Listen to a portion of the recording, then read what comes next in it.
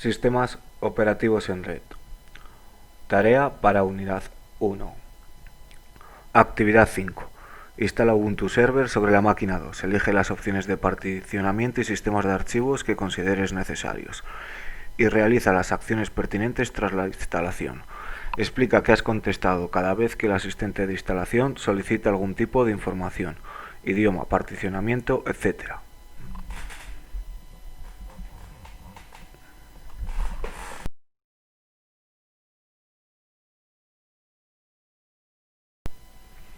Para la instalación de Ubuntu Server seguiremos la misma dinámica que para Windows Server 2008. Iremos a configuración, iremos a almacenamiento, en vacío seleccionaremos Ubuntu Server, la última versión 16.04 64 bits y le daremos a OK. Ahora podemos comprobar que efectivamente dicha ISO está cargada en la unidad de CD virtual y lo único que deberíamos hacer será iniciarlo, de tal manera que automáticamente nos cargará la instalación de Ubuntu Server. Vamos a elegir como idioma evidentemente español. De todas las opciones que hay aquí vamos a ignorarlas porque lo único que nos pide la unidad es instalar Ubuntu Server. Y con el documento de instalación a mano, donde tenemos, al igual que en Windows, todo definido, incluido los puntos de montaje, empezaremos con la instalación. La primera opción es elegir nuestra ubicación, España. No vamos a dejar que detecte automáticamente el teclado, es más sencillo si nosotros lo seleccionamos manualmente. No vamos a incluir ninguna distribución especial de teclado, simplemente España.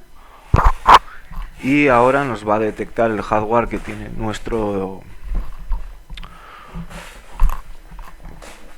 nuestra máquina.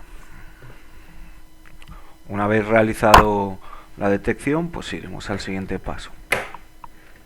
En el documento de instalación yo ya tengo definidas las particiones y puntos de montaje que vamos a usar, de tal manera que no tengamos que hacerlo sobre la marcha.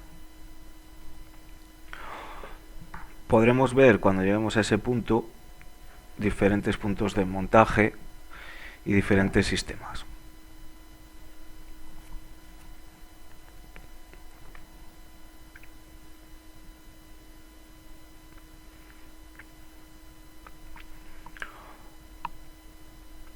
Tenemos que recordar que ahora mismo en dicha máquina lo que tenemos es una tarjeta de red configurada en modo NAT para que podamos tener acceso directo a internet.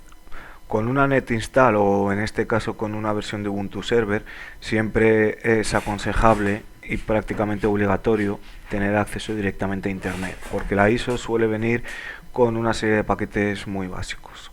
En el caso de Ubuntu vienen algunos más por el tamaño de la ISO, pero por ejemplo en CentOS o en Debian son ISOs de 300 megas que si necesitas instalar paquetes adicionales deberás tener un acceso a internet directamente.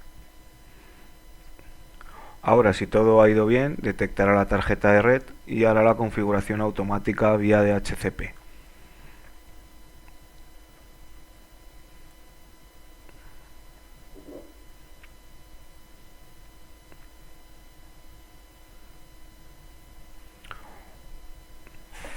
El primer paso es introducir el nombre de la máquina.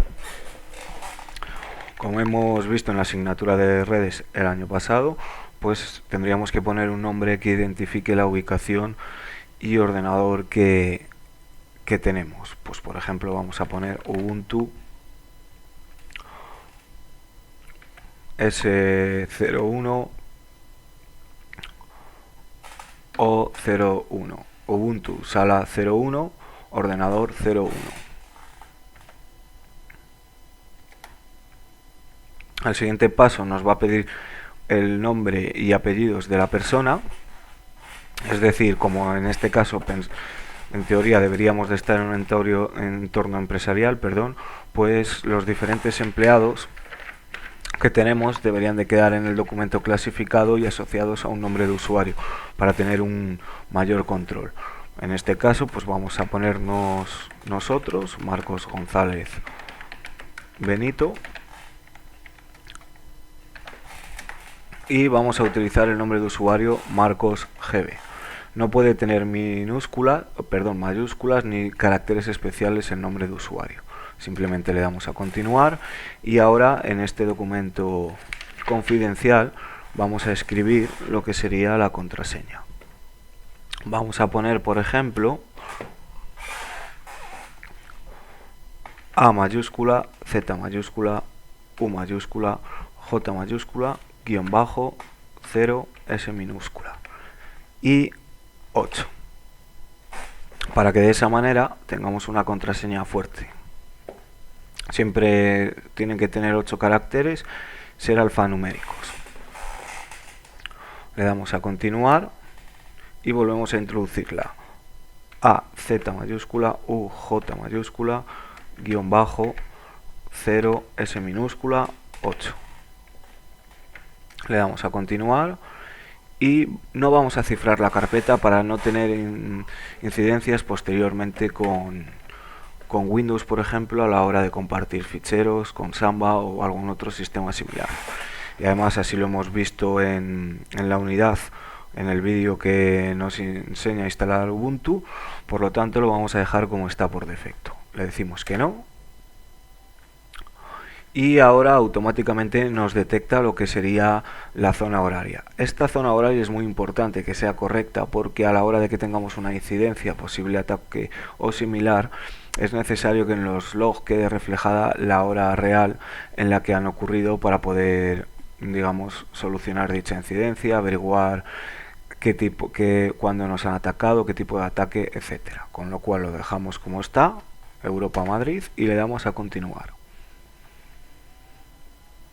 Ahora el siguiente paso que nos va a establecer es el particionamiento del disco duro, si no me equivoco.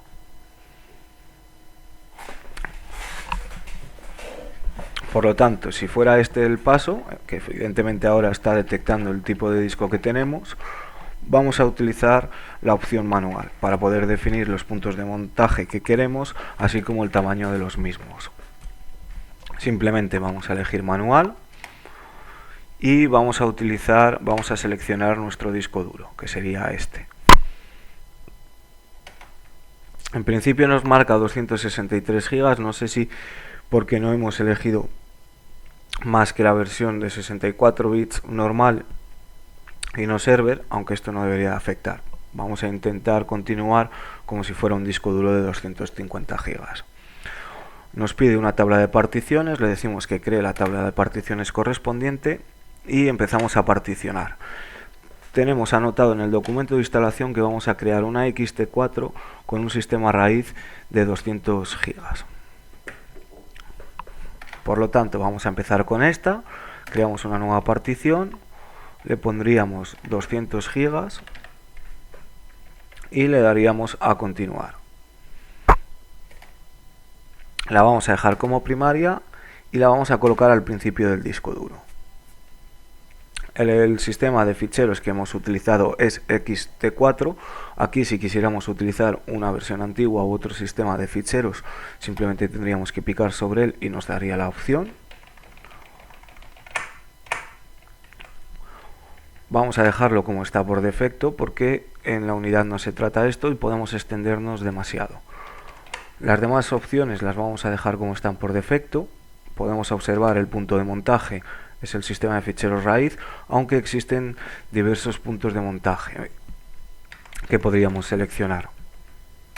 No vamos a entrar en detalles tampoco para no extendernos, pero en principio es recomendable definir diferentes particiones para algunos puntos de montaje, no solo para la home del usuario, sino por ejemplo también para la opción del punto de montaje de TMP, de tal manera que nos evite que algún tipo de vulnerabilidad pueda acceder al sistema de ficheros.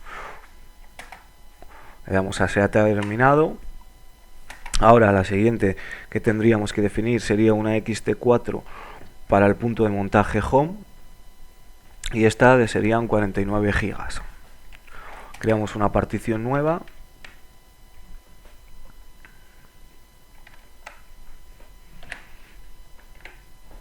y le daríamos a continuar. Evidentemente en este caso tendría que ser una lógica, la colocamos al principio. Aquí, como podemos comprobar, nos hace el sistema de ficheros ext4 también por defecto. Esto estaría correcto, lo dejamos como está. El punto de montaje ya nos lo define él mismo como home.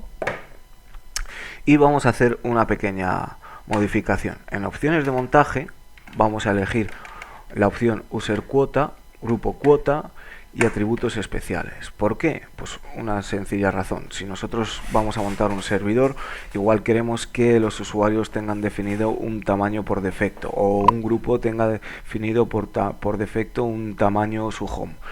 Y de esta manera nos permitiría definir estas cuotas. Y asimismo, activando la última opción, nos permite atributos especiales para los usuarios en Windows Server. Simplemente le damos a continuar y vemos que en lugar de tener lo que serían las opciones de montaje habituales, además tendríamos en este caso estas tres opciones. Le vamos a dar a se ha terminado de definir la partición y por último, tal cual indica la unidad, como nosotros tenemos una máquina virtual de 512 megas de RAM, lo que vamos a hacer es crear una partición de intercambio de 1 giga de RAM. Por lo tanto, en el espacio que nos resta, seleccionamos, creamos una partición nueva, el tamaño ya nos quedaría 1 giga, le hacemos lógica evidentemente, y en lugar de utilizar un sistema de ficheros ext4, lo que vamos a hacer es utilizar un sistema de ficheros swap o área de intercambio. Con esto terminamos de definir las particiones y lo único que tendríamos que hacer en este caso sería finalizar el particionado y escribir los cambios en el disco. Nos pregunta que nos confirma si efectivamente son estas las particiones que queremos realizar y le diríamos que sí.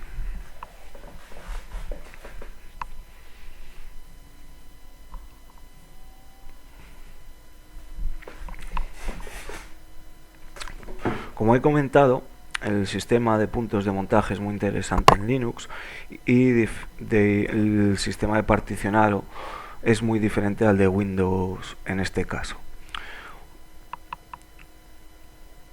Es un tema interesante y dejaremos algo más de información en el documento que se aporta con las actividades que realizamos sobre los diferentes puntos de montaje. Evidentemente, cuanto más puntos de montaje y particiones tengamos en este caso, más compleja es la instalación de Ubuntu, pero a la vez mayor seguridad nos ofrece. Siempre que podamos aislar el sistema a raíz de los diferentes puntos de montaje que tenemos, esto nos proporcionaría más seguridad, entre otras ventajas, porque digamos que sería más difícil escalar privilegios y acceder a esas particiones, o por ejemplo en el punto de montaje TMP, pues en principio que es donde por ejemplo pueden instalarse algunos rootkit o en la partición var, etcétera, que normalmente se incluyen por ejemplo los servidores web, pues en principio digamos que esto nos permite mayor seguridad y tener más definidas los espacios que vamos a utilizar. No obstante, como no es en este caso lo que sería la finalidad de la unidad y no nos queremos extender, pues vamos a dejarlo ahí. Una vez que se ha hecho la instalación del kernel, el siguiente paso que va a definir Ubuntu Server en su instalación sería la selección de paquetes que nosotros queremos tener, así como los repositorios de los cuales se van a instalar. No vamos a utilizar un proxy.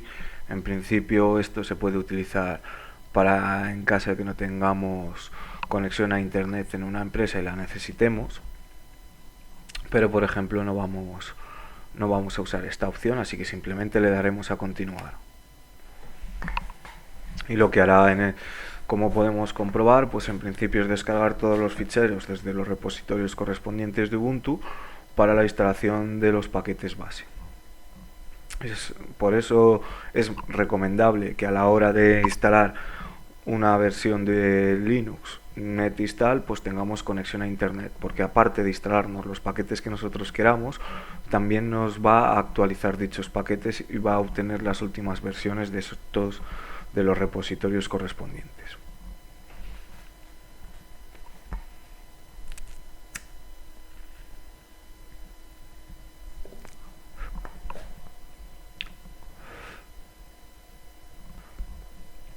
Al igual que ocurrió con la instalación de Windows Server 2012, pues vamos a dejarlo como indica la unidad: instalar actualizaciones de seguridad automáticamente.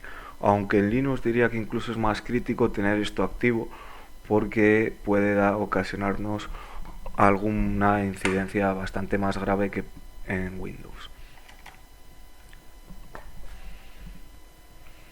El siguiente paso es la selección de programas que queremos instalar en nuestro Ubuntu Server.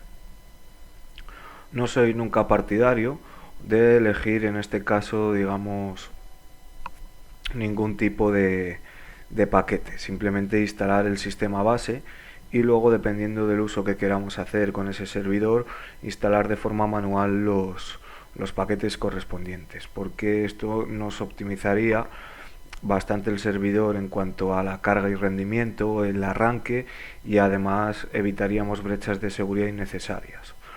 Por lo tanto, no vamos a instalar un servidor DNS, ni un servidor HTTP, ni un servidor de correo, ni Postgres, ni Samba, ni nada. Simplemente lo que vamos a instalar es un servidor SSH, que era lo que comentaba en alguna ocasión, para poder administrar el servidor de forma remota a través de comandos si fuera necesario.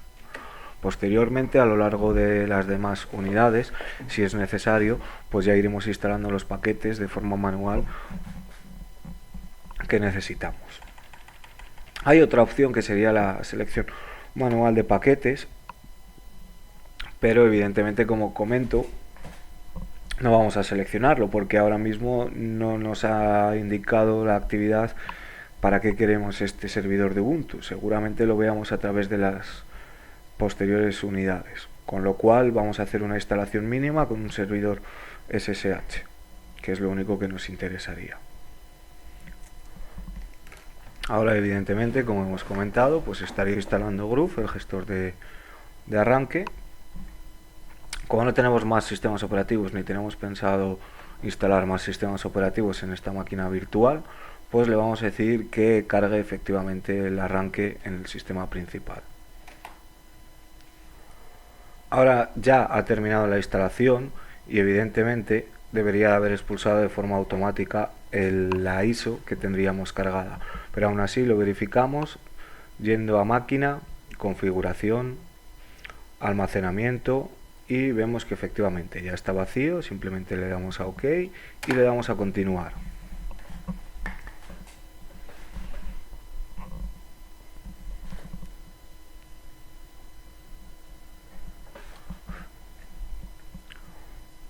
Si todo ha ido bien, ahora Ubuntu arrancará de forma normal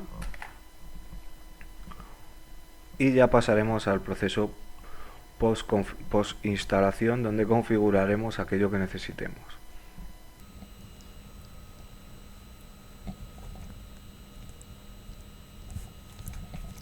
Efectivamente ha cargado correctamente y con esto finalizamos la instalación de Ubuntu Server y pasaríamos a la configuración post instalación.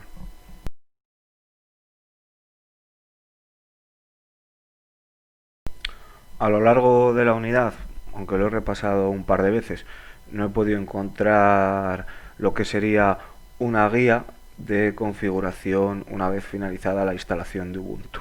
Así que vamos a ampliar un poco la lógica y lo que yo suelo hacer en este caso cuando instalo este tipo de distribuciones. Lo primero que haría sería añadir el root de forma normal al servidor o a la distribución en este caso, y eliminarle los permisos de sudo al usuario principal. Para ello conectamos como usuario normal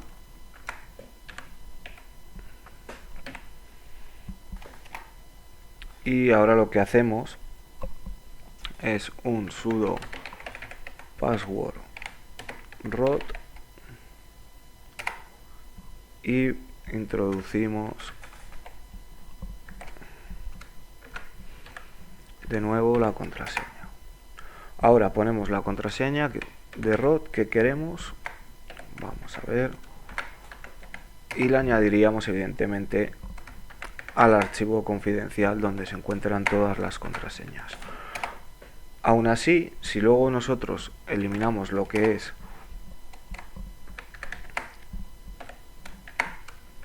el usuario y por lo que sea no podemos acceder como root, siempre podremos hacer una FileSafe sin ningún tipo de problema a través de group, que es otra de las cosas que deberíamos de eliminar si sobre todo está orientado a empresas, para que un usuario pueda acceder con privilegios de root sin necesidad de loguearse o cualquier cosa similar.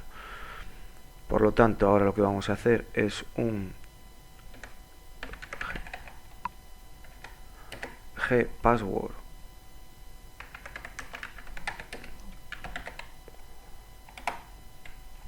vamos a ver que se me ha olvidado el comando de perfecto, ahora lo tenemos eliminado, salimos y ahora si lo veamos como Marcos GB y AZUJ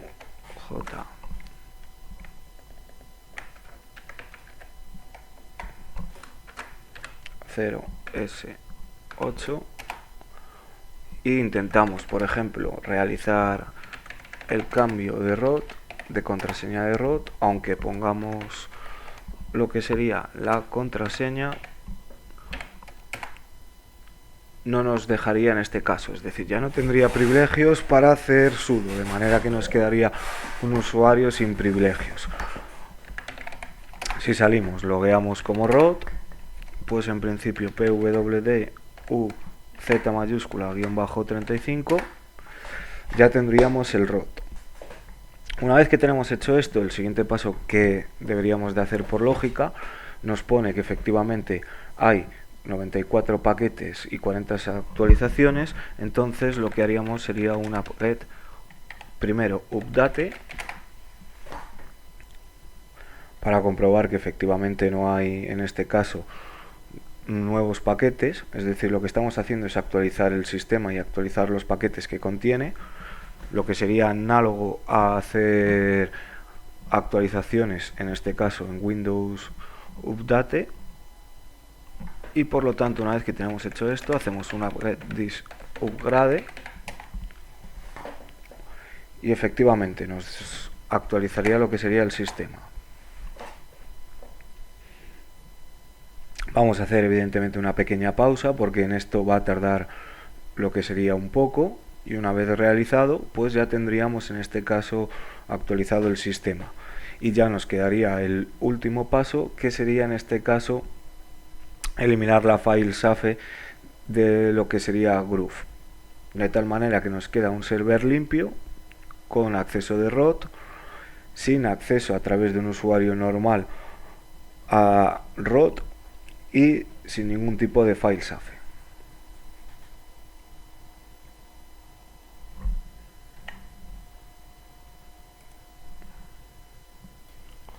Una vez que las actualizaciones se han realizado, si volviéramos a hacer una get update para comprobar si efectivamente en este caso quedan paquetes por actualizar en los repositorios,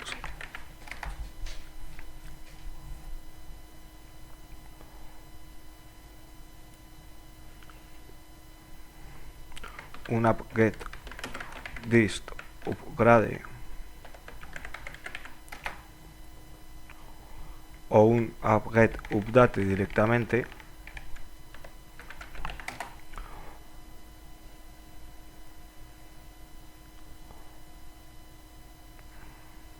veríamos que efectivamente ya no hay ningún paquete que sea necesario actualizar, por lo tanto tendríamos la actualización totalmente, en este caso, actualizada, y lo que vamos a hacer es reiniciar para verificar que efectivamente todo ha sido correcto. Estaría cargando en teoría la última versión de kernel, que se nos ha instalado con las actualizaciones, algo muy importante en Linux.